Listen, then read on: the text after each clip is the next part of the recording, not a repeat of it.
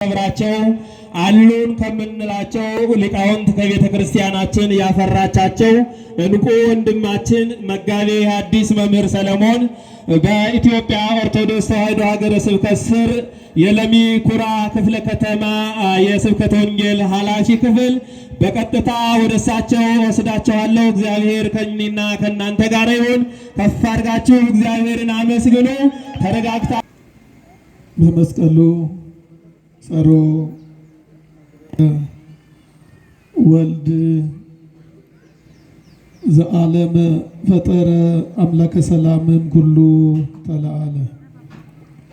በመስቀሉ የሰላም አምላክ ጥልን ገደለ፣ ጠላትን አሸነፈ ተብሎ ስለተጻፈና ሕይወታችንም ላይ እየሰራ ስለሆነ ዳግም በትምህርተ መስቀል እናማትባለን። በስመ አብ ወወልድ ወመንፈስ ቅዱስ አሐዱ አምላክ አሜን። ክቡር አባታችን መላከ ብስራት ቆሞስ አባ ወልደ ትንሣኤ የየረር ጽርሐ አርያም ቅድስት ሥላሴ ቤተ ክርስቲያን አስተዳዳሪ፣ ክቡራን አባቶቼ መምህራነ ወንጌል፣ ካህናት፣ ዲያቆናት፣ የእግዚአብሔር በጎ ስጦታዎች፣ የቤተ ክርስቲያን አበባዎች፣ የመንግሥተ ሰማያት ፍሬዎች ሁላችሁም የምስጢር ሙዳይ የብርሃን መዝገብ በሆነችው በእናታችን በቅድስት ድንግል ማርያም ልጅ በጌታችን በአምላካችን በመድኃኒታችን በኢየሱስ ክርስቶስ ፍቅርና ሰላም እንደምን አረፈዳችሁ? እንደምን ሰነበታችሁ? አሜን። ያለፉትን ዕለታት ሁሉ በቸርነቱ አሳልፎ ዛሬም በዕድሜያችን ላይ ጨምሮ በውስጣችን ላይ ጠቅመን እንደሚጠቅመን በማሰብ አምቀንና አጠራቅመን የያዝነውን የኃጢአትንና የበደልን ጓዝ ሁሉ ዕለት ዕለት በምንናዘዘው ኑዛዜና በምንማረው የምስራች ወንጌል ዛሬም ድረስ ፍቅሩ ሳይቀዘቅዝ የጠበቀ የአባቶቻችን አምላክ ስሙ የተመሰገነ ይሁን። ዘመኑን ዋጅተን ዕለቱን ተመልክተን አባቶቻችን የሰሩልንን ስርዓት መሰረት አድርገን ለተወሰኑ ደቂቃዎች ፈቃደ እግዚአብሔርን አስቀድመን ወንጌል እንማራለን። የትምህርታችን መነሻ ቃል የሚሆነን ደግሞ በመኃልየ 5 ቁጥር 10 ላይ እሁየ ጸዓዳ ወቀይ የሚል ይሆናል። ወዳጄ ቀይና ነጭ ነው የሚል ይሆናል። ወዳጄ ምንና ምንድን ነው? ወዳጄ ቀይና ነጭ ነው። ያለንበት ወርህ ጥቅምት ነው። ስያሜው ደግሞ ወርኃ ጽጌ ነው። ወርኃ ጽጌ እስከ ህዳር 5 ድረስ በማህሌተ ጽጌው በሰቆቃወ ድንግል ይዘመራል፣ ይሸበሸባል፣ ማህሌት ይቆማል፣ ዝማሬው ይቃኛል፣ ቅዳሴውም በዛው አምልኮ ይመለካል። ከመስከረም 26 እስከ ህዳር 5 ድረስ የትኛውም ዓመታዊ በዓል፣ የትኛውም ወራዊ በዓል፣ የትኛውም ሳምንት ማህሌተ ጽጌውን እና ሰቆቃወ ድንግልን ሳያነሳ መኃልየንም ሳይተረጉም ሳያብራራ ስለማያልፍ እኔና እናንተም ያለነው አባታችን እግዚአብሔር በመሰረታት ቤተ ክርስቲያን እና አባቶቻችን የዓመቱን ስርዓት ሰርተው የትኛውን የመዝሙር ክፍል መስበክ እንዳለብን፣ የትኛውን ማንበብ እንዳለብን፣ የትኛውን ዝማሬ መቃኘት እንዳለብን፣ የትኛውን የድጓ ክፍል እና የዚህ ክፍል አውጥተን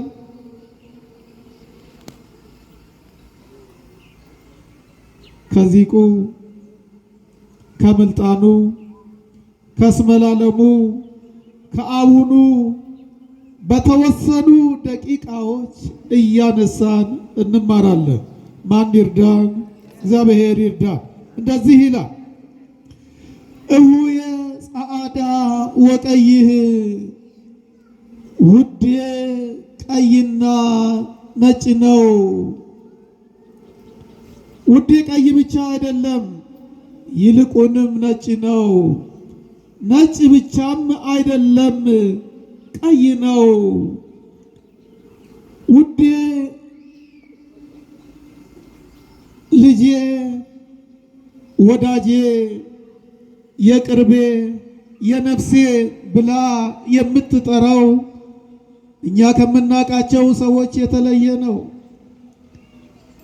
በዚህ በመኃልየ ላይ የተጠራችው ብዙ ጊዜ ሱላማጢስ፣ ብዙ ጊዜ ቤተ ክርስቲያን፣ ብዙ ጊዜ ድንግል ማርያም፣ ብዙ ጊዜ ቤተ እስራኤል ተብላ በአባቶቻችንና በቅዱሳት መጻሕፍት የተብራራችው ውዴ የምትለው እኛ ከምናውቀው፣ እኛ ከምንጠራው፣ እኛ ከምንዛመደው፣ እኛ ከምንጋባው፣ እኛ ከምንወደው የተለየ ውድ ነው። ምክንያቱም የእርሷ ውድ ቀይና ነጭ ነው። በማሕሌተ ጽጌው ላይ አባቶቻችን ይህንን ሲተረጉሙ፣ በዜማ ሲያዜሙ፣ በጸናጽል ሲጸነጽሉ፣ በወረብ ሲቃኙ ዘተሐቅብዮ ለሕፃንኪ ጽጌ ጸዓዳ ወቀይ፣ ጸዓዳ ወቀይ። ተመልከቱ፣ በመኃልየ ላይ ውዴ ቀይና ነጭ ነው ብላ ሱላማጢስ የዘመረችለት የፈለገችው የወደደችው ማን እንደሆነ አባ ጽጌ ድንግል ሲነግረን እንዘ ተሐቅፊዮ ለሕፃንኪ ጽጌ ጸዓዳ ወቀይ፣ ቀይና ነጭ የሆነውን ልጅሽን አቅፈሽው ወደኛ ነይ። ምንና ምን የሆነውን? ቀይና ነጭ የሆነውን። እንዴት አንድ ሰው ሆኖ በጤና ሆኖ ያለ ሕመም ያለ ደዌ ያለ በሽታ አንድ ሰው እንዴት ቀይና ነጭ ሊሆን ይችላል የሚለውን መጠየቅ፣ ማሰብ፣ መገንዘብ፣ ማዳመጥ ይኖርብናል። ጤነኛ ነው፣ ግን ምንና ምንድን ነው? ነጭና ቀይ ነው። ነጭና ቀይ የሆነውን ልጅሽን የምታጠቢውን የምታዝዩን ቀይና ነጭ የሆነውን ልጅሽን ይዘሽው ነይ። ለዚህ ነው አባቶቻችን ጸዓዳ በመለኮቱ ወቀይህ በትስብእቱ። ወዳጆቼ ባህሪውን ባህርየ መለኮቱን ሲገልጹት ነጭ ነው። ባህርየ ትስብእቱን ሲገልጹት ደግሞ ቀይ ነው አሉ። ለምን ካላችሁኝ እኔንና እናንተን ለማዳን ቀራንዮ አደባባይ ላይ እንደ ወይን መጭመቂያ ሰውነቱ ሁሉ በደም ስለተጋረደ ቀይ ተባለ። ብዙ ጊዜ ስለተገረፈ አጥንቶቹም ስለተቆጠሩ የእሾህ አክሊል ራሱ ላይም ስለደፋ ሙሉ ሰውነቱ በደም ስለተሸፈነ ቀይና ነጭ የሆነው ልጅሽን ይዘሽው ወደኛ ነው። በማህሌተ ጽጌ በወርሃ ጽጌ አባቶቻችን ሌሊቱን ሙሉ ሲያሸበሽቡ እየተደሰቱ ደግሞም እያዘኑ ነው። ደስታቸው መወለዱ ነው። ደስታቸው የነቢያት ትንቢት በመፈጸሙ ነው። ደስታቸው የሰው ልጅ ከእግዚአብሔር ጋር እርቅ መጀመሩ ነው። ሐዘናቸው ደግሞ የዓለምን ንጉሥ፣ የዓለምን አዳኝ፣ የዓለምን ፈጣሪ የሰው ልጅ ሊገለው ሲፈልግ ንጽሕተ ንጹሐን ቅድስተ ቅዱሳን ስርጉት በቅድስና ንጽሕት በድንግልና የሆነችው ድንግል ማርያም ሕፃኑን አዝላ ተሸክማ ወደ ግብፅ በመሰደዱ ነው። ለዚህ ነው ሊቁ የእመቤታችንን ሐዘን ሲገልጽ አይቴኑ መልአክ ዘአብሰረኒ ብካይ ይራይ ወርዳኒ ቤተ መቅደስ ሳለሁ ጸጋን የተመላሽ ጸጋን የመላብሽ ሆይ ደስ ይበልሽ ብሎ ደስታን የሰበከኝ ጸጋን የነገረኝ እግዚአብሔር ካንቺ ጋራ ነው ብሎ ዝቅ ብሎ ያመሰገነኝ ያ የደስታ መልአክ ያ የብስራት መልአክ የት አለ? አሁን ሳለቅስ የት አለ? አሁን ስሰደድ የት አለ? አሁን እፍኝ ውሃ ቁራሽ እንጀራ የሚሰጠኝ አጥቼ በግብፅ በረሃ ስባክን የት አለ? እያሉ ስደቷ መራራ እንደነበረ እና ይህም ደግሞ ስለ እርሷ የመጣ ሳይሆን ዓለምን ለማዳን ወደ ቅድስት ድንግል ማርያም በብስራተ መልአክ መጥቶ ከስጋዋ ስጋ ከነፍሷ ነፍስ ነስቶ የተወለደውን ይዛ በመሰደዷ እንደሆነ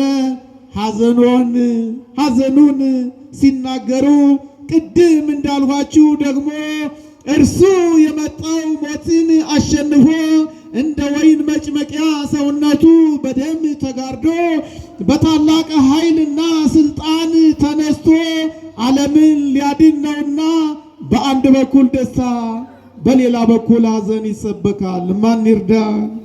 እግዚአብሔር ይርዳን። ለዚህ ነው እሁየ ጸዓዳ ወቀይ ወዳጄ ቀይና ነጭ ነው። አንቺ ወዳጄ የምትዩ ማነው ይሏታል። ምን ትውቱ ወልድሁኪ አይቴ ሃሎ ወልድሁኪ ንሁር ወንስሶ ምስሌኪ ውዴ የምትዩ አሁን ከኛ ጋር የለም። ምክንያቱም ያንቺ ውድ ቀይ ብቻ አይደለም፣ ነጭ ብቻም አይደለም።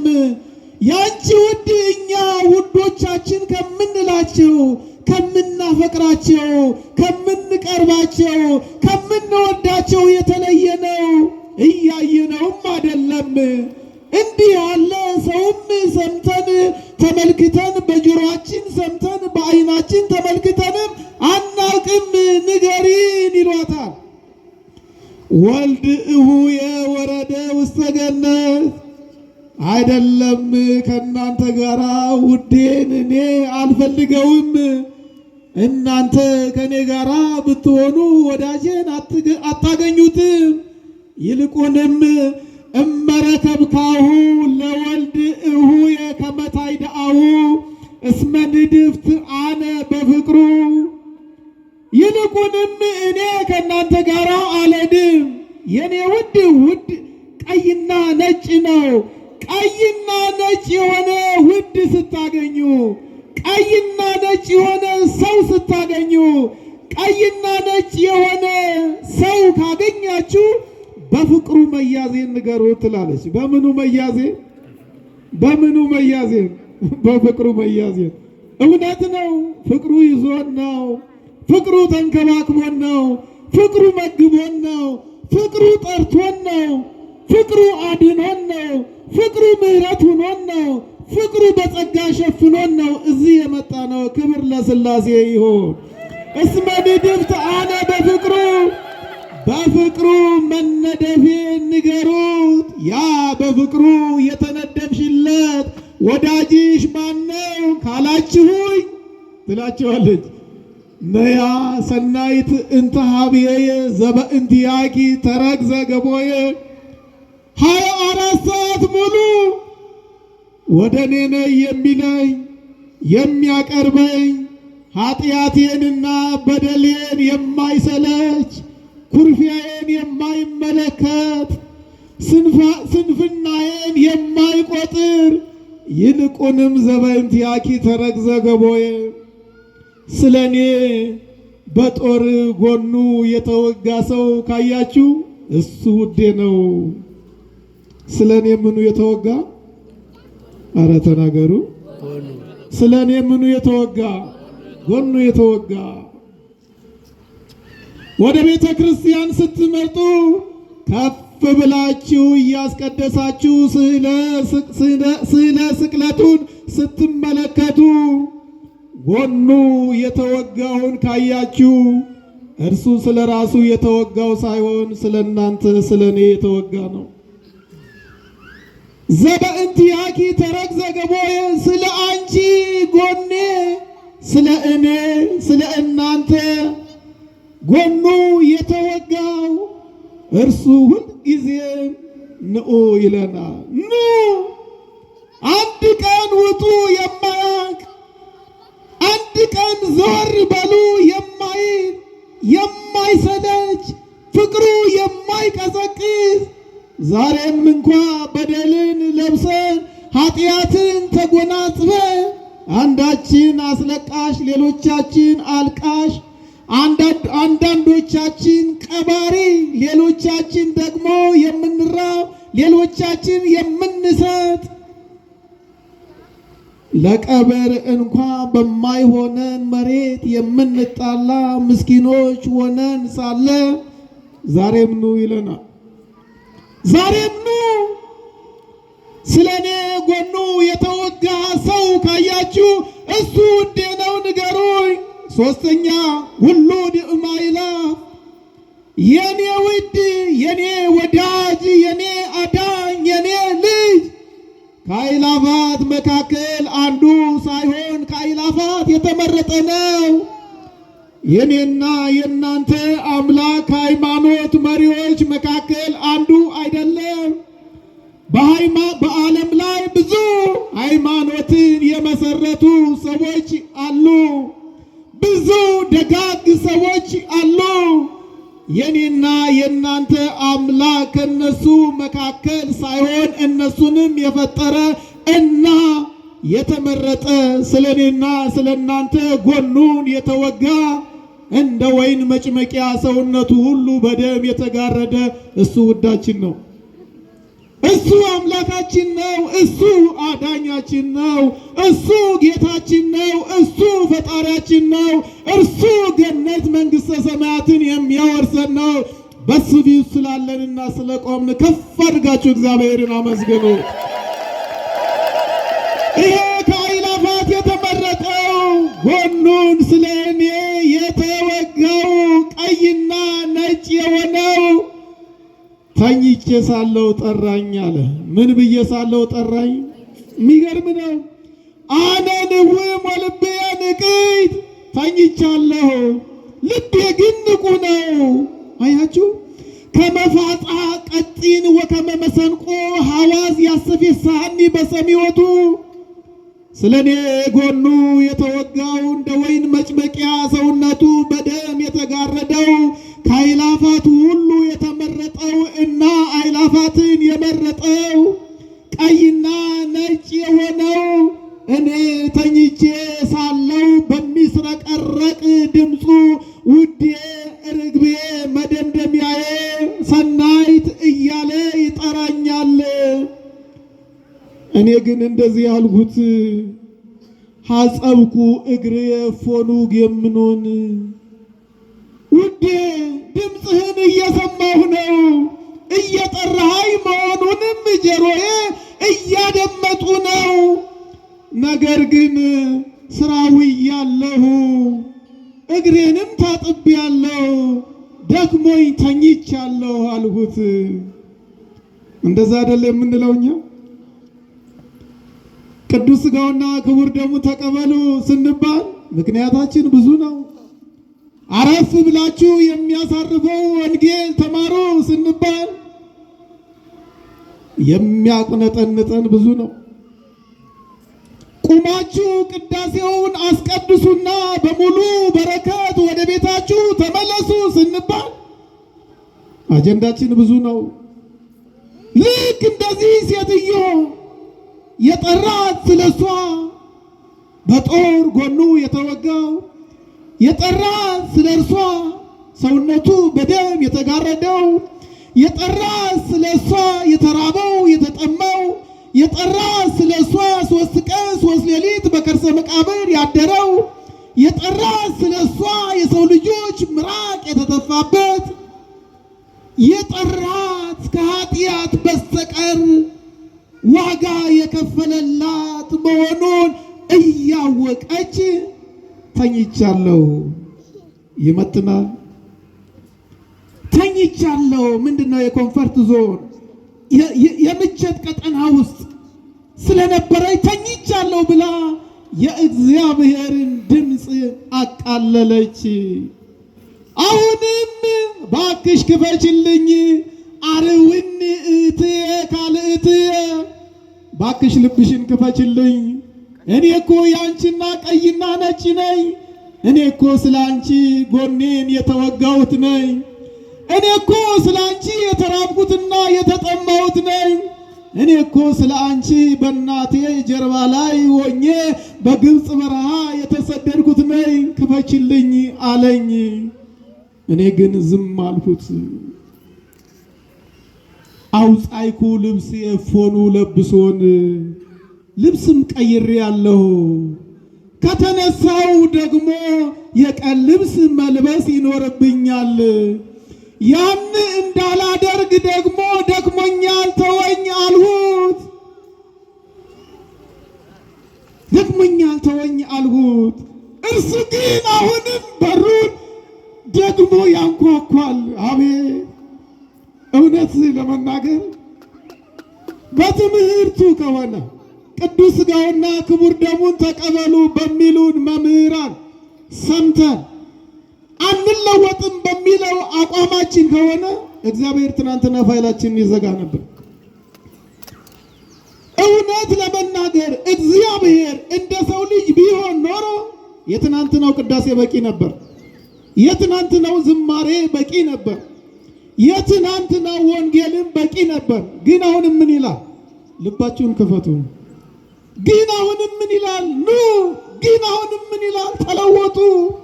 ግን አሁንም ምን ይላል? ኃጢአታችሁና በደላችሁን በንስሐ አባታችሁ ፊት ቀርባችሁ ተናዛችሁ ልጆች ሁኑ።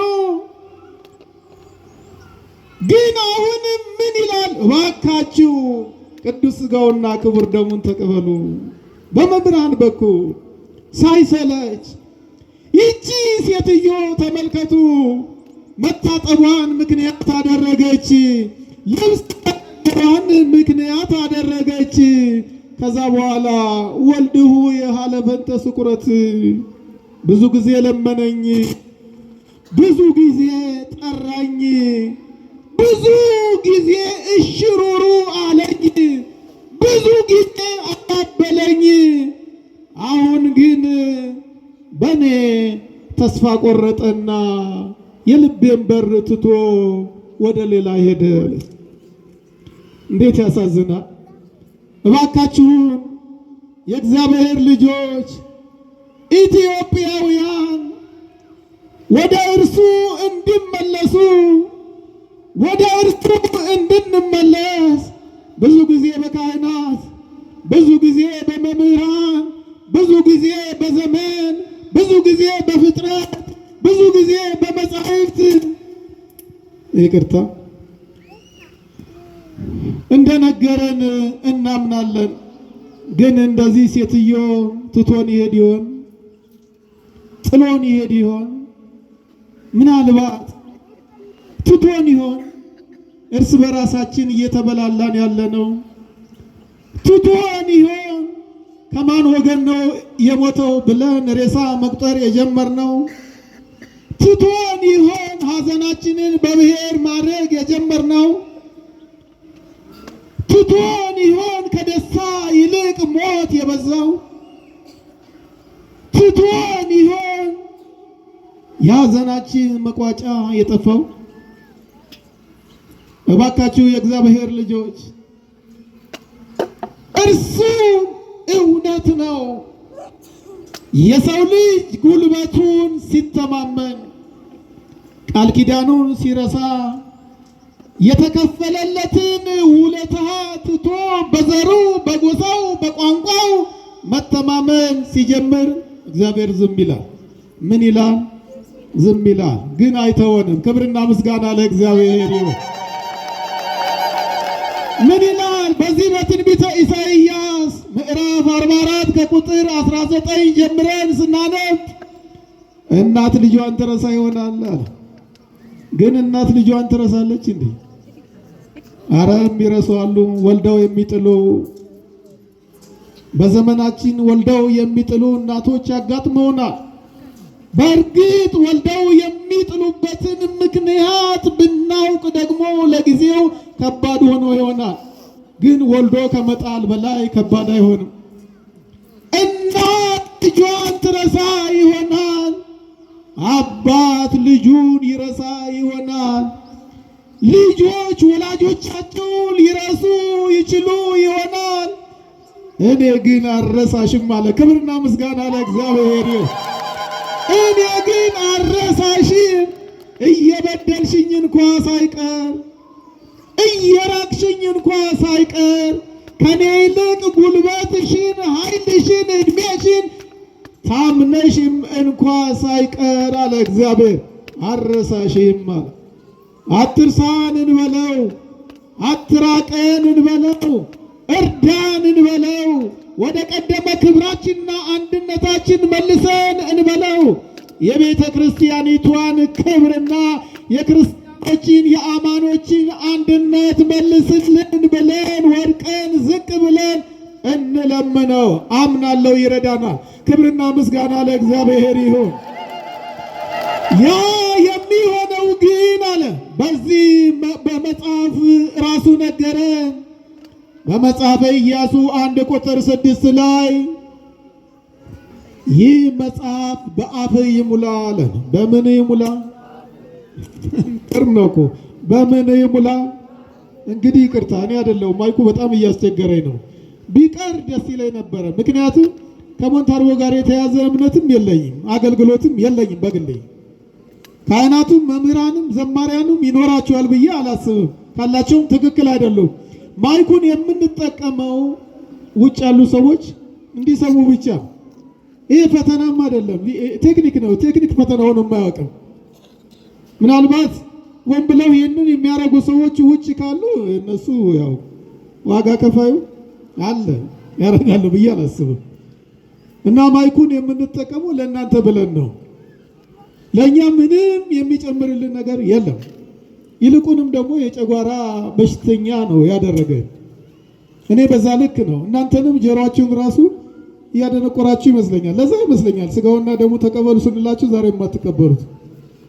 በሞንታርቦ እያደነቆርናችሁ ይሆን? እና ምን ይላል በመጽሐፈ ኢያሱ 1:8 ላይ ይህ ቃል ይህ መጽሐፍ በምን ይሙላ? በአፍህ ይሙላ። እስኪ አስቡት፣ ቀኑን ሙሉ የምናወራው በአፋችን የሚመላለሰው ምንድን ነው? እስኪ ራሳችሁን ጠይቁ። በአፍህ ይሙላ ማለት ቀኑ ሙሉ ስለማናወራ ማለት ነው። ስለ እግዚአብሔር አውራ፣ ስለተደረገልህ አውራ፣ ስለ መስቀሉ አውራ፣ ስለ ድንግል ማርያም አውራ፣ ስለ መላእክት አውራ፣ ስለ ጻድቃን አውራ። አያችሁ፣ ስለ ደጋጎቹ ተናገር ማለት የእግዚአብሔርን ቃል ስታወራ የድንግል ማርያምን እናትነትና ድንግልና ስትናገር ሐሳብ አይጠር ማለት ነው። ቀኑን ሙሉ ተመልከቱ፣ ቀኑን ሙሉ ስትናገር ውሃል ማለት። ይህ መጽሐፍ በአፍህ ይሙላ። አያችሁ፣ አንድን ስራ ውሃ ከሞላ ነው ሌላ ነገር ይቀበላል? አይቀበልም። ምናልባት ካደረግንበት ይደፋል። ለዚህ ነው አያችሁ፣ አፍህ ይሙላ ማለት በእግዚአብሔር ቃል አፍህ ከሞላ አታማም ማለቱ ነው። አትዋሽም ማለቱ ነው። ተመልከቱ፣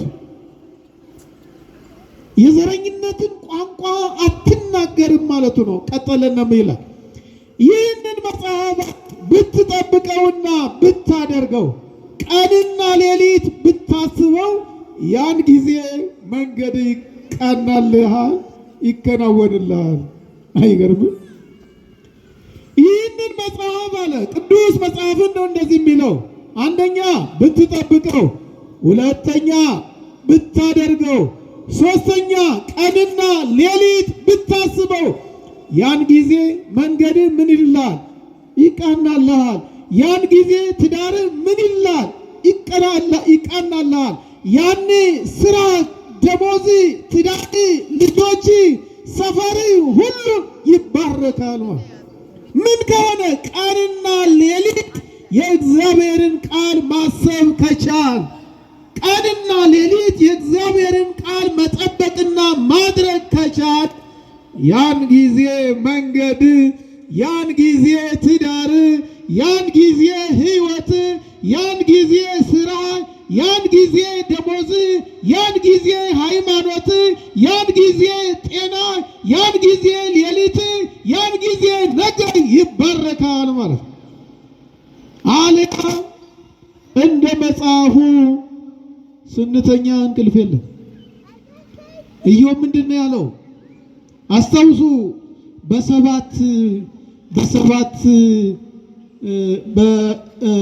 በኢዮብ 7 ቁጥር 3 ላይ እንደዚህ ይላል፣ በተኛው ጊዜ ለመነሳት እጓጓለሁ፣ ሌሊቱ ግን ይረዝማል።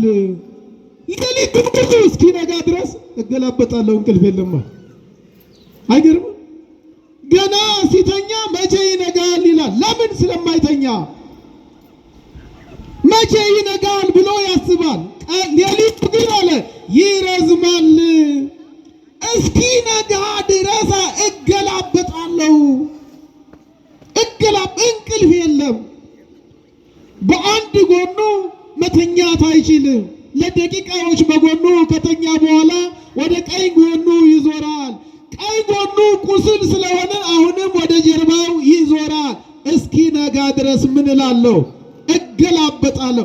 እስኪ ነጋ ድረስ እየተገላበጠ ግን የእግዚአብሔርን ቃል ያስብ ነበረ። ለዚህ ነው እግዚአብሔር ይመስገን ያለው። ክብርና ምስጋና ለእግዚአብሔር ይሁን። አያችሁ፣ እየተገላበጣችሁም ቢሆን እንቅልፍ አታችሁም ቢሆን ጓዳችሁ ባዶም ሆኖ ቢሆን ጤና አታችሁም እንኳ ቢሆን በአፋችሁ የእግዚአብሔር ቃል ከሞላ ፍጻሜያችሁና ቋንቋችሁ የተመሰገነ ይሁን ነው። ግን ያንን እያደረግን ነው ወይ? ወደ ዋናው ቃል ልመለስና ነገረኝ፣ ጠየቀኝ፣ ጠራኝ፣ ዝም አልሁት፣ ትቶኝ ሄደ። ትቶኝ ሲሄድ ቆረቆረኝ። አይገርምም? ስለመን ቆይቼ ደጅ ሲጸናኝ ቆይቼ አሁን ጸጸተኝ። ትናንትና ንቃችሁት፣ ትናንትና አይመጥነኝም ብላችሁት፣ ትናንትና በትዳር ከሱ ጋር መኖር አልችልም ብላችሁ ዞር በል ያላችሁትን ሰው ዛሬ ተመልሳችሁ ለመጠየቅ ለመለመን ጸጸት ውስጥ ያላችሁ እህቶቼ እና ወንድሞቼ ከሚቀጥለው ትምህርት ብዙ ነገር እናገኛለን። በሌላ አነጋገር ደግሞ ዛሬ ሙሉ ኃይል እያለን ሙሉ ጉልበት እያለን መምህራን እያሉ ካህናት እያሉ የንስሐ አባቶቻችን እያሉ እባካችሁ ንስሐ ግቡ ስንባል ነገ ጉልበታችን ሲያልቅ ሰፈር መጣችሁ ስጋውና ደሙን አቀብሉኝ የምትሉ ሰዎች እንዳትኖሩ ዛሬ ጊዜያችሁና ጤናችሁን ተጠቀሙ። በነገራችን ላይ ካህናት ስለማይጨክኑ እንጂ ሰፈር ቤት ድረስ ሄደው ቅዱስ ሥጋውና ክቡር ደሙን እንዲያቀብሉ በመጽሐፍም አልተጻፈም፣ በአባቶቻችን ሥርዓትም አልተሰራም፣ ሕይወትም አይሆንም፣ ነውር ነው። ያ ቀን ሳይመጣ ያ ጊዜ ሳይመጣ ጉልበት ሳይደክም ቤታችን ሳንውል ግድ የላችሁም ዛሬ ከነ ክብራችን ከነ ሙሉ ኃይላችን ከነ ሙሉ ጉልበታችን የመዳን ቀን አሁን ነውና ንስሐ ገብተን ቅዱስ ሥጋውና ክቡር ደሙ እንድንቀበል ማን ይርዳል? እግዚአብሔር ይርዳን። ከፍ አድርጋችሁ እግዚአብሔርን አመስግኑት። ጸጸተኝ ከዛ ተንሳይኩ አነ ወለወልድየ ትቶኝ ከሄደ በኋላ ተነስቼ በሩን ከፈትኩለት። እንዴ አታሳዝንም? በሌሊት ቆሞ ሌሊቱን ሙሉ በሩን እያንኳኳ ክፈችልኝ ሲላት እምቢ አለችው። 10 ሰዓት አካባቢ ተነሳችና በሩን ከፈተችው። እርሱ ግን ነበር አልነበረም። ዛሬ ልባችሁን ለቃሉ ካልከፈታችሁ፣ ዛሬ እሺ ካላላችሁ፣ ዛሬ ካልተመለሳችሁ፣ ዛሬ ውሸትንና ሐሜትን ከአፋችሁ አውጥታችሁ በቅዱሳት መጻሕፍት አንደበታችሁን ካልሞላችሁ ነገ ትቷችሁ ይሄዳል። ነገ ይርቃችኋል። ነገ ይታዘባችኋል። ነገ የራሳችሁን ጉልበት ብቻ እንድትጠቀሙ እግዚአብሔር ዝም ይላል። ማንም የራሱን ጉልበት፣ ማንም የራሱን ቀን፣ ማንም የራሱ አየር፣ ማንም የራሱ ነፍስ ስለሌለው ነገ የመዋል ነገ የጤና ነገ የሥራ ነገ የብርሃን ቀን ላይሆን ይችላል። ዛሬ እንመለስ፣ ዛሬ እንመለስ። ከፈትኩለት ግን እርሱ ሄዷል። ጸዋዕክዎ ወይ ተሰጦኒ። እንዴት ያሳዝናል! ሲጠራኝ ዝም ያለኝን አሁን ጠራሁት፣ እሱ ግን ዝም አለ። እሱ ግን ምን አለ? በቃ እግዚአብሔር ዝም የሚልበት ዘመን አለው። አታስታውሱ? በዛ በመጽሐፈ ሳሙኤል አንደኛ ቁጥር 2 ጀምራችሁ ስታነቡ የእግዚአብሔር ድምፅ ብርቅ ነበረ ይላል። ምንድን ነበረ? ብርቅ ነበረ። ለምን? ዝም ብሏል። ዝም ብሏል። በቃ ዝም። እግዚአብሔር ዝም። ለምን? ጠርቷቸው እሽሩሩ ብሏቸው ተንከባክቧቸው አባብሏቸው ስለናቁት ዝም አለ። ያኔ ፍልስጤም እስራኤል ላይ ፈነጨችበት። እስራኤል ላይ ሁሉም እጁን አነሳ። በየቀኑ ሬሳ መቁጠር ሆነ የእስራኤል ኑሮ። ምናልባት እንደዛ ሆነን ይሆን ዛሬ ኢትዮጵያ ላይ ደስታ፣ መወለድ፣ ሰርግ ሳይሆን ሞት የምንሰማው? ኢትዮጵያ የደወል ድምፅ ብቻ የሚሰማባት ሀገር ነበረች። ዛሬ ከደወሉ ድምፅ በላይ መንበረ ጸባኦት የሚደርስ የጥይት ድምፅ ባይኖርም ሕፃናትን ትምህርት የሚያቋርጥ ይልቁንም ደግሞ የሚመርቁ ሽማግሌዎችን የሚቀላ ትውልድ ተፈጥሯል። ለምን? ሲጠራን ስላላን። ጸዋዕክዎ ወይ ተሰጦኒ፣ ጠራሁት። ቀደም ሲጠራኝ አቤት ብየው ስላልነበረ ዝም አለኝ።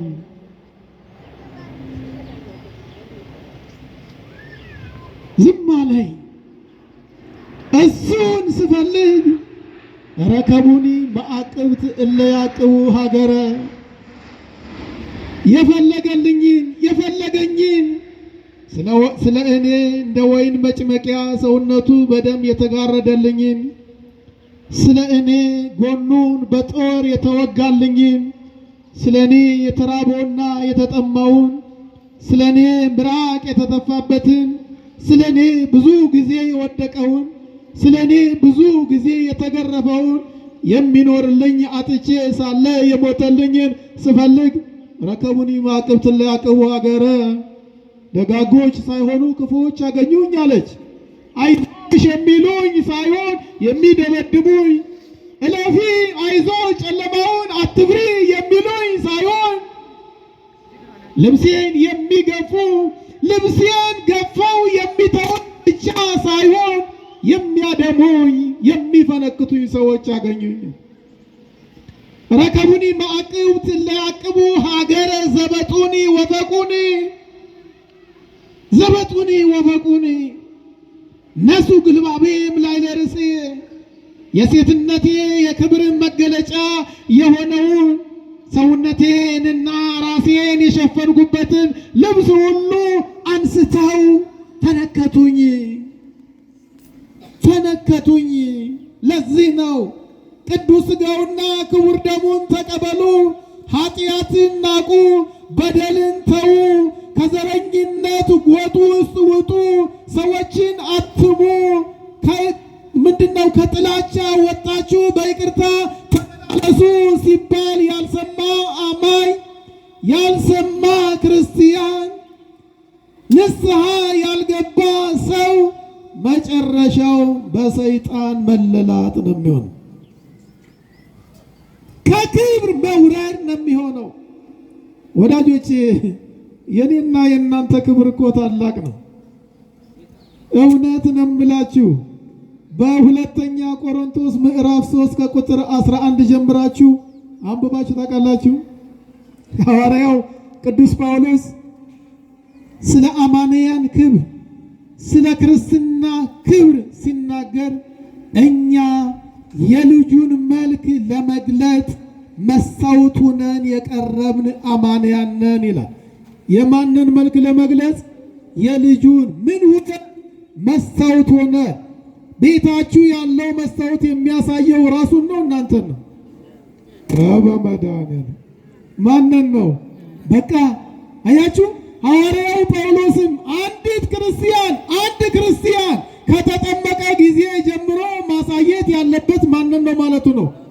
ራሱን ነው፣ ክርስቶስን። እስኪ ራሳችሁን ተመልከቱ። እግዚአብሔር ወደ እናንተ ቢመለከት እናንተ የእግዚአብሔር መስታወት ብትሆኑ እናንተ ላይ የሚያየው እናንተ ነው ወይንስ ልጁን ነው እያለ ያለ? እናንተ ነው ወይንስ ልጁን ነው? ልጁን ከሆነ አይምሯችሁ ላይ መስቀሉን ያያል። ልጁን ከሆነ ልባችሁ ላይ ይቅርታን ያያል።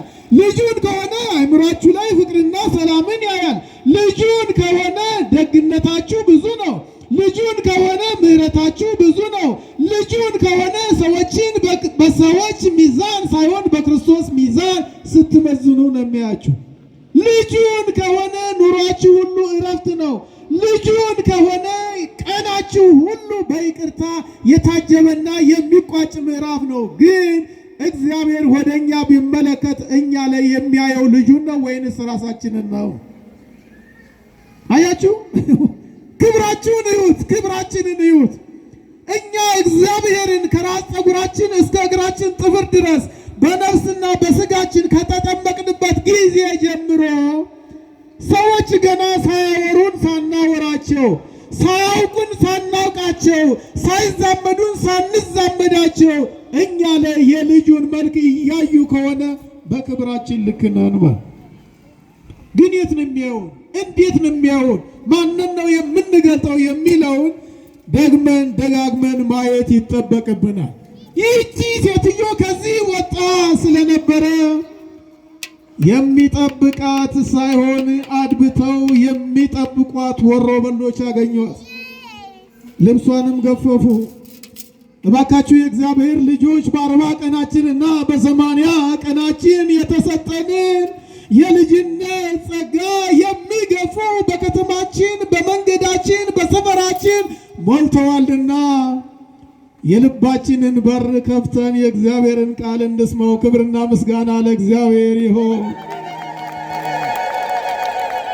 እንደ ሱላማጢስ እንደ ሰሎሞን ውዴ እንደሚላት ሴትዮ በራችንን መክፈት ካልቻል ከቤተ ክርስቲያን ውጪ ያለው ኖሮ መገፈፍ ነው፣ መራቆት ነው፣ ጸጋን ማጣት ነው። ከመንፈንከትም በላይ አይምሮን የሚያደማ እንቅልፍ የሚያሳጣ ሰውን ከሰው ጋር የሚያጋጭ ነው። እዚህ ቤት ደግሞ ሰላም ነው። እዚህ ቤት ደግሞ እረፍት ነው። እዚህ ቤት ደግሞ ከምድር እስከ ሰማይ መላእክት ቅዱሳን መላእክት የሚወርዱበትና የሚወጡበት የተተከለ መሰላል ያለበት ነው። እዚህ ቤት እንኳን ለሰው ልጆች ይቅርና በሰማይ ለሚበሩ በምድር ለሚሽከረከሩ በምድር ለሚሳቡ ባህር ውስጥ እንኳን ለሚኖሩ ነፍሳት የሚጸለይበት ቤት ነው። እዚህ ቤት ሕይወት አለ። እዚህ ቤት ዘላለም አለ። እዚህ ቤት ምርጫ አለ። እዚህ ቤት መዳን አለ። እዚህ ቤት ጤና አለ። ከዚህ ከወጣን ደግሞ እንደ ሴትዮዋ የጸጋን የሃይማኖትን የአንድነትን የኢትዮጵያዊነትን ፍቅር መገፈፍ ነው። ከዚህ ማን ይጠብቀን? እግዚአብሔር ይጠብቀን። እቺ ሴትዮ እየተፈነከተችም ልብሷ ከላይዋ ላይ ተነስቶም ቀይና ነጭ የሆነውን ስለ እርሷ የተወጋውን ስለ እርሷ የሾህ አክሊል የጎነጎነውን የደፋውን ስለ እርሷ የተራበውን የተጠማውን መፈለግን መጣራት አላቋረጠችም። ለምን? ቅድም ድምፁን ሰምተዋለችና የተከፈለላትን ዋጋ አስታውሳለችና መቆም አልቻለችም። ተመልከቱ፣ ደሟ እየወረደ ራቁቷን ሆና የሴትነት ክብሯ ከራሷ ላይ ተነስቶ አሁንም መጣራቷን አላቋረጠችም። እስኪ ከራሳችሁ ጋር አዛምዷት፣ እስኪ ተመልከቷት። እንዲሁ እስኪ አይደለም ተፈንክታችሁ አይደለም ልብሳችሁ ከላያችሁ ላይ ተገፎ ተነስቶ የሰጠሁት ስለት አልተነገረም ብላችሁ በካህናት በአባቶቻችን የምታቀርፉ ብዙ እናቶችና አባቶች አላችሁ አይደለምን? ልጄን ክርስትና ሳነሳ በስርዓት ልጄ ክርስትና አልተነሳም፣ ወዳጄ የትዳር አጋሬ ዘመዴ ጎረቤቴ ሞቶ ስርዓተ ፍታቱ ላይ እነዚህ አልተገኙም ብለን የምናኮርፍና የምንቀር ብዙ ሰዎች አይደለምን? እቺ ሴትዮ ደሟ እየወረደ ልብሷ ከላይዋ ላይ ተገፎ እየወደቀች እየተነሳች ያ ውለታው ከብዷት ያ ጥሪው አይምሯ ላይ የጮባት ያ ስለ እርሷ የተከፈለው ውለታ ጉልበትና ኃይል ሆኗት ፊት ሄደች።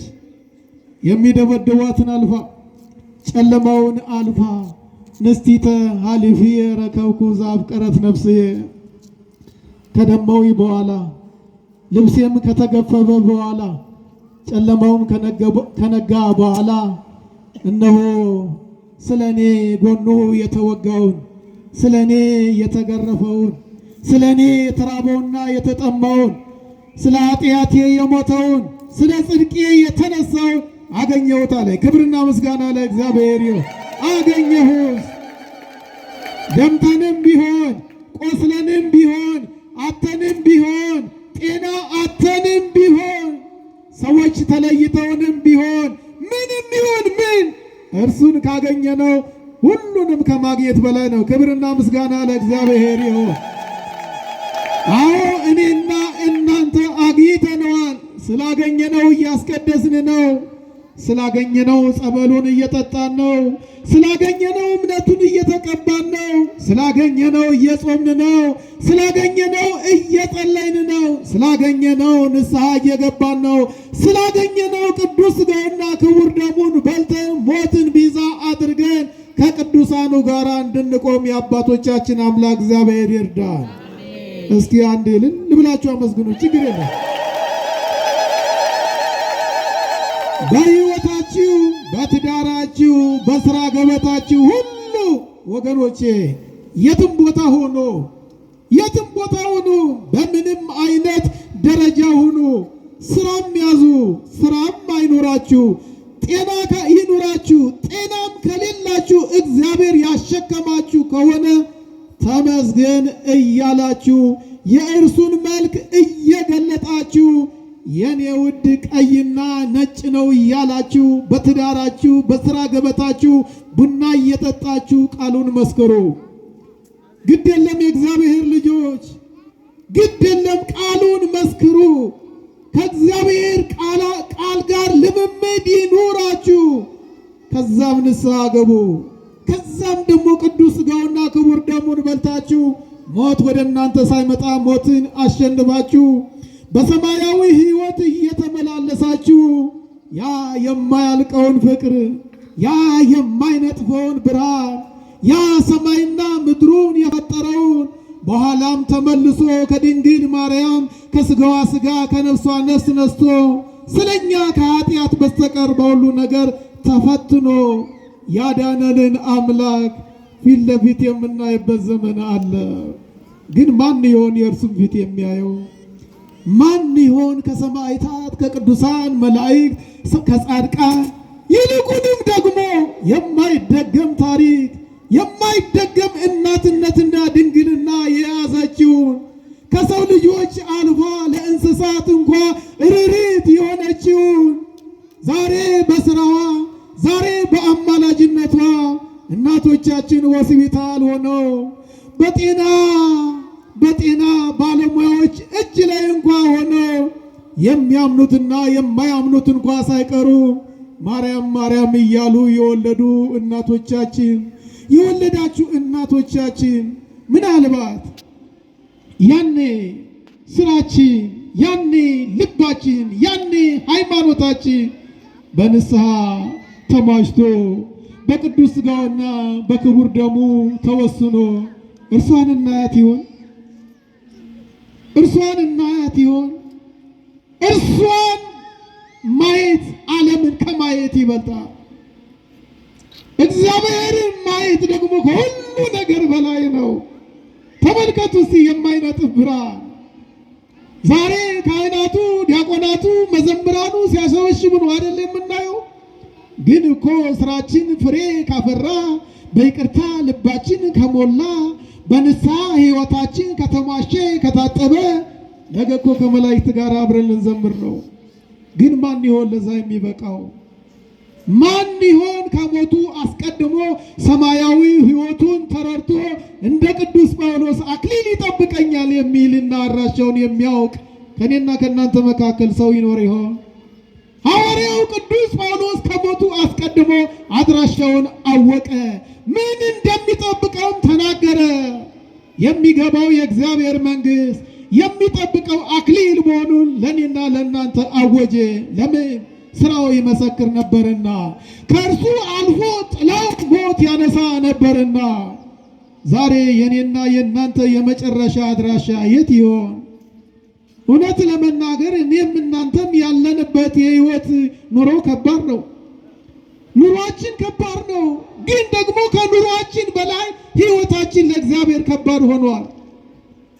አንዳንድ ነገሮችን ስንናገር እንኳን እኛ ይቅርና አሕዛብ መናገር የሚፈሩትን ቋንቋ እንናገራለን። በከተማ እንዲህ ተምረን እንዲህ ዘምረን ስንወጣ በየሻይ ቤቱ በየሬስቶራንቱ ምሳ መብላታችን ሻይ መጠጣታችን አይደለም፣ ከአሕዛብ በላይ ከይቅርታ ጋራ ሰክረን የምንገኝ ሰዎች አለን። እንግዲህ ሊኖርም ላይኖርም ይችላል። ግን ማተብ ያሰሩ ሰዎችን መንገድ ላይ ሰክረው ከማየት በላይ በዚህ ዘመን የሚያሳዝንና የሚያሰድብ ነገር አለ ብዬ አላስብም። እባካችሁ ያለነው የሽርፍራፊ ዘመን ላይ ነው ያለነው። ዓለምን ተመልከቱ። ርግቦች፣ አሞራዎች፣ ንስሮች ሳይሆኑ የጦር ጀቶች፣ ሰው አልባ ጀቶች የሰው ልጅ ሕፃናትን፣ ሽማግሌዎችን የሚቀጥፉበት ዘመን ላይ ነው ያለነው። ዘመን ላይ የትኛውንም ዓለም አቀፍ ዜና ስትመለከቱ ሰበር ዜናው ይሄ ነው። የሰው ልጅ ዳነ አይደለም፣ ሰው አደገ አይደለም፣ ሰው በለጸገ አይደለም፣ አማኝ በዛ አይደለም፣ ሞት በዛ። ከፍልስጤም ይህን ያልሞተ፣ ከዩክሬን ይህን ያልሞተ፣ ከራሽያ ይህን ያልሞተ፣ ከዛም አልፎ ደግሞ ሀገራችን ላይም እንደዛው። ስለዚህ በዚህ ዘመን እኔ ቀሪ ሀብታችን፣ ቀሪ እድሜያችን፣ ቀሪ ህይወታችን የተሻለ እንዲሆን ከፈለግን ሞትን እናሸንፈው። ምክንያቱም አስቀድሞ እርሱ ስላሸነፈው። ኃጢአትን እናሸንፈው አስቀድሞ እርሱ ስላሸነፈው። በደልን እናሸንፈው ጉልበት በመስቀሉ ስለተሰጠ። ይህንን ሁሉ ለማድረግ ጉልበታችን፣ ኃይላችን፣ መስቀላችን አስቀድሞ ጸጋ ሆኖ ስለተሰጠ ልንበረታ ያስፈልገናል። ማን ይርዳን? ማን ይርዳን? እግዚአብሔር ይርዳን። ማይኩም እያስቸገረ አንደበቴም እየተኮላተፈ በሚገባው ልክ መልእክት ካላስተላለፍኩኝ በስላሴ አውደ ምሕረት ዝቅ ብዬ ሁላችሁንም ይቅርታ ጠይቃለሁ። ይቅርታ አድርጋችሁልኛል? እሺ እሺ፣ እጅግ በጣም ይቅርታ እጠይቃለሁ። የጎደለ እና ያልተረዳነው ነገር ካለ አባቶቻችን ይተረጉሙልናል። አሁን ውድ የተባለችው ወርቁን ነግሬያችሁ ጨርሳለሁ። ውዴ የተባለችው መጀመሪያ የሰሎሞን ባለቤት ነች። ውዴ የተባለው ደግሞ እራሱ ነው። አያችሁ፣ እሱም ውዴ ይላታል፣ እሷም ማን ትለዋለች? ውዴ። አባትህን ጥራው የምትሉ ሰዎች አላችሁ። አያችሁ፣ የትዳር ቃና የትዳር ክብር በዛ መልክ ነው። ሁለተኛ ደግሞ ቤተ ክርስቲያን ነች። አያችሁ፣ ውዴ ቀይና ነጭ ነው የምትለው ማነች? ቤተ ክርስቲያን ነች። ቤተ ክርስቲያን በማን ተመስርታለች? በእርሱ ደም። በሌላ አነጋገር ውዴ ብላ የምትጠራው ከጎኑ በፈሰሰው ውሃና ደም የተመሰረተች ስለሆነች ቤተ ክርስቲያን ክርስቶስን ማን ትለዋለች? ውዴ ትለዋለች። መጨረሻ ደግሞ ውዴ ብላ የምትጠራው ድንግል ማርያም ነች። እስኪ አንድ ያመስግናት። ድንግል ማርያም እንዴት ጠራችሁ ካላችሁ በዚሁ በመኃልየ 1:6 ላይ መልኬን ፀሐይ አጥቁሮታል ትላለች። ምን አጥቁሮታል? አይገርምም? መልኬን ፀሐይ አጥቁሮታል። ለምን? ግብፅ በረሃ ስትሰደድ ለምን? እርሱን ታቅፋ እሱን አዝላ የምታጠበው ጡቷ እንኳን ነጥቦ ሳለ ምንድን ዘይውበኪ ወይቱ የከፈኪ አተ ጸሪቀ ማርያም እንግዳ ዘአልብኪ አውቀ ይላል ሊቁ። ትንሽ መክፈት ትንሽ ውሃ እንኳ የሚሰጣት አታሳለ መልኳ አያችሁ፣ ፀሐይን ወልዳ ፀሐይን አዝላ ፀሐይን እያጠባች ፀሐይን ታቅፋ መልኳን ግን ምን ያጠቁረው ነበረ? አይገርም? አያችሁ፣ አንድ ውእቱ ምስራቅ ወፃው ነይ ኮከብሩ፣ እሷ ምስራቅ ነች። ብሩህ ኮከቡን ከእሷ ነው የወጣው። ፀሐይ ጽድቅ ዘባማ 12 ሰዓት አብርቶ 12 ሰዓት የሚገባው ሳይሆን ፀሐይ ዘኢያርብ የማይገባውን ፀሐይ ወልዳ ታቅፋ እያጠባች እያዘለች መልኬን ምን አጠቆረዋለች? የግብፅ በረሃ መልኳን ያጠቆረው እናታችን ቅድስት ድንግል ማርያም ልጇን ውዴ ምንና ምን ነው? ቀይና ነጭ ነው። ውዴ ልጄ ጎኑን ተወግቶ የሚያድናችሁ ነው። ልጄ የእሾህ አክሊል ደፍቶ ሰውነቱ ሁሉ በደም ተጋርዶ የሚያድናችሁ ነው ለማለት ድንግል ማርያም ልጇን ምን አለችው? ውዴ ቀይና ነጭ ነው። እርሷም የተለየች ነች፣ እርሱም የተለየ ነው። እርሱ ስራውን ጨርሶ በአብ ቀኝ ተቀምጧል። እርሷ ደግሞ ተነሳ በልጇ ቀኝ ምን ብላለች? ቆማለች። ተመልከቱ። እርሷ እርሱን ከመውለዷ በፊት ድንግል ነች። እርሱ ከእሷ ከመወለዱ አስቀድሞ አምላክ ብቻ ነው። እርሷ እሱን ከወለደች ጊዜ ጀምሮ እናትም ናት ድንግልም ናት። እርሱ ከእርሷ ከተወለደ በኋላ ፍጹም አምላክና ፍጹም ሰው ነው። እርሱ ከሞተ በኋላ በሦስተኛው ቀን ተነስቷል በራሱ ስልጣን። እርሷ ደግሞ በታላቅ ኃይልና ስልጣን ሳይሆን በልጇ ኃይልና ስልጣን ተነሳለች። እርሱ ተነስቶ በአብ ቀኝ ተቀምጧል። እርሷ ተነሳ በልጇ ቀኝ ቆማለች። ስለዚህ ውዴ ቀይና ነጭ ነው ትለዋለች። ስለ ስንት ነገር ቤተ ክርስቲያን፣ ቤተ እስራኤል፣ ድንግል ማርያም የተነገረ ነው። ስለነበረን ጊዜ ሁሉ ማን የተመሰገነ ይሁን? ማን የተመሰገነ ይሁን? አባታችን መድኃኒቴ ጽድቅህን አልብሰኝ ይቅር መራቆቴ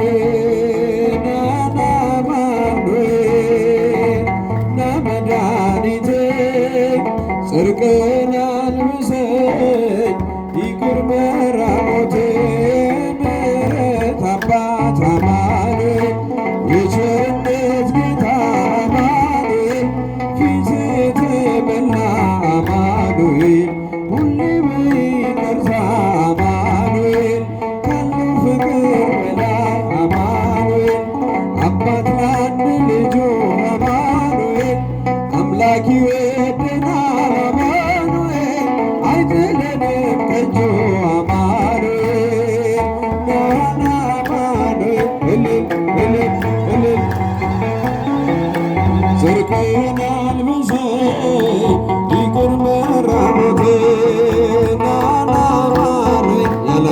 አመስግኑ፣ አጨብጭቡ።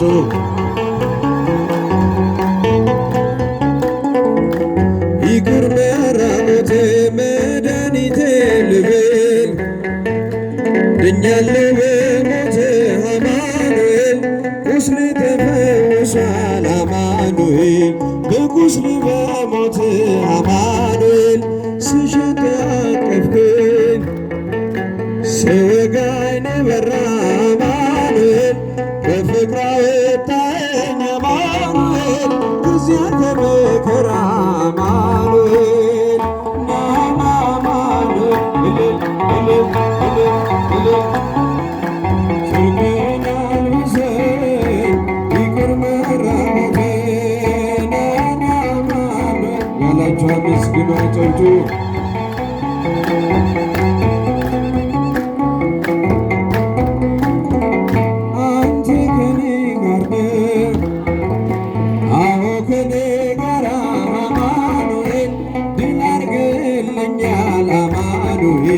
የጭንቅን ተራራ አማኑኤል በጉባኤ መሃል አማኑኤል አፌን ተናወጀ አማኑኤል የከበረ ደሜ አማኑኤል ነፍሴን ስለዋጀ አማኑኤል ናና አማኑኤል እልል እልል እልል እልል ጽድቅህን አልብሰኝ ይቅር መራሞቴ ናና አማኑኤል ለመድኃኒቴ ጽድቅህን አልብሰኝ አንተ ከኔ ጋር አዎ ከኔ ጋር አማኑኤል ድል አድርግልኛል አማኑኤል የጭንቄን ተራራ አማኑኤል በጉባኤ መሃል አማኑኤል አፌን ተናወጠ አማኑኤል የከበረ ደሜ አማኑኤል ነፍሴን ስለዋጀ አማኑኤል ናና አማኑኤል እልል እልል እልል እልል ጽድቅህን አልብሰኝ ይቅር መራሞቴ ናና አማኑኤል ለመድኃኒቴ ይቅር መራቆቴ የድንግሏ ፍሬ የብላቴናዋ አማኑኤል የቤቴ ምሰሶ አማኑኤል የነፍሴ ቤዛዋ አማኑኤል መሠረት ያንተነ አማኑኤል ያሳደገኝ እጅ አማኑኤል አትወኝም አንተ አማኑኤል ስለሆንኩ ልጅ አማኑኤል ናና አማኑኤል እልል እልል እልል ጽድቅህን አልብሰኝ ይቅር መራቆቴ ናና አማኑኤል ለመድኃኒቴ ጽድቅህን አልብሰኝ ይቅር መራቆቴ መንግሥትህ ትምጣ ፈቃድህ በሰማይ እንደሆነ እንዲሁም በምድር ትሁን። የዕለት እንጀራችንን ስጠን ዛሬ፣ በደላችንን ይቅር በለን እኛም የበደሉንን ይቅር እንደምንል። አቤቱ ወደ ፈተናም አታግባን ከክፉ ሁሉ አድነን እንጂ መንግሥት ያንተ ናትና፣ ኃይል፣ ክብር፣ ምስጋና ለዘላለሙ አሜን። እመቤታችን ቅድስት ድንግል ማርያም ሆይ በመልአኩ በቅዱስ ገብርኤል ሰላምታ ሰላም እንልሻለን። በሐሳብሽ ድንግል ነሽ፣ በሥጋሽም ድንግል ነሽ። የአሸናፊ እግዚአብሔር እናት ሆይ ሰላምታ ለአንቺ ይገባሻል። ከሴቶች ሁሉ ተለይተሽ አንቺ የተባረክሽ ነሽ፣ የማኅፀንሽም ፍሬ የተባረከ ነው። ጸጋን የተሞላሽ ሆይ ደስ ይበልሽ፣ ልዑል እግዚአብሔር ከአንቺ ጋር ነውና ከተወደደው ልጅሽ ከጌታችን ከመድኃኒታችን ከኢየሱስ ክርስቶስ ዘንድ ይቅርታና ምሕረትን ለምኝልን ኃጢአታችንንም ያስተሰርይልን ለዘላለሙ አሜን። ጌታችን አምላካችን መድኃኒታችን ኢየሱስ ክርስቶስ የካህናት አለቃ ኃጢአትን የሚያስተሰርይ ይቅር ባይ ለአባቶቻችን ለሐዋርያት ያስሩና ይፈቱ ዘንድ ሥልጣነ ክህነትን የሰጣቸው ከልጅነት እስከ እውቀት የሠራቸውትን ኃጢአታቸውን ሁሉ ይቅር ይበላችሁ። አባቶቼ ካህናት፣ ወንድሞቼ ዲያቆናት፣ በዚህ ቅዱስ ስፍራ የተሰበሰባችሁ አባቶች፣ እናቶች፣ ወንድሞች፣ እህቶች ከኃጢአት ማሰሪያ የተፈታችሁ ንጹሐን ሁኑ። እኔንም እናንተንም ለገነት ለመንግሥተ ሰማያት የበቃን የተዘጋጀን ያደርገን ዘንድ እግዚኦ መሐረነ ክርስቶስ ምሕረት 12 ጊዜ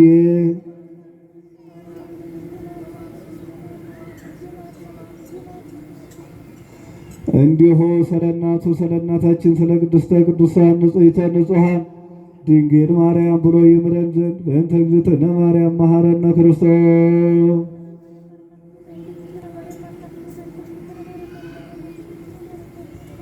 እግዝእትነ ማርያም መሐረነ ክርስቶስ። አቤቱ ጌታዬ አምላኬ መድኃኒቴ ኢየሱስ ክርስቶስ ሆይ የእኔንም የሕዝብንም የወገኖችንም ኃጢአት ይቅር በል። ማይሰራ ኃጢአት እግዚአብሔር ይፍታ። አነሳስቶ ያስጀመረን አስጀምሮም ያስፈጸመን ለዚችም ሰዓት ያደረሰን የአባቶቻችን አምላክ ስሙ የተመሰገነ ይሁን። ሶስት አድርጉት ጨምሩበት። ሰላሙን ይቅጠማችሁ። በሰላም ወደ የቤታችሁ ግቡ። እግዚአብሔር ከሁላችን ጋር ይሁን። አስራት በኩራታችሁን እያወጣችሁ ሂዱ።